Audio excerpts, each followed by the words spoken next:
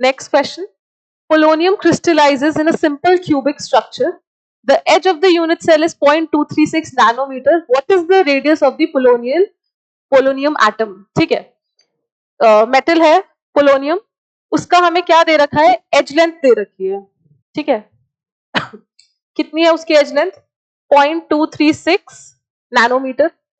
हमसे क्या पूछा है, इस एटम का रेडियस पूछा है, और किस टाइप की सेल बोली है, एक simple cubic structure unit cell है, ठीक है। सिंपल क्यूबिक यूनिट सेल है, तो सिंपल क्यूबिक यूनिट सेल मतलब जो एटम्स हैं कहाँ पे अरेंज्ड है, कॉर्नर्स पे अरेंज्ड है, ठीक है। कॉर्नर्स पे अरेंज्ड है, इसका मतलब मैं बोल सकती हूँ जो एज लेंथ है वो किसके इक्वल होगी, twice of the radius of an atom.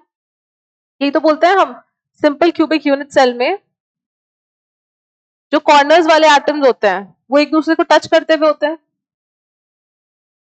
ये पूरी क्या है हमारी एज लेंथ, और ये किसके इक्वल है, ये रेडियस और ये radius, that means a is equals to 2r, है ना। तो दो कॉर्नर एटम टच करते हुए होते हैं अलोंग द एज लेंथ, किसमें, सिंपल क्यूबिक यूनिट सेल में।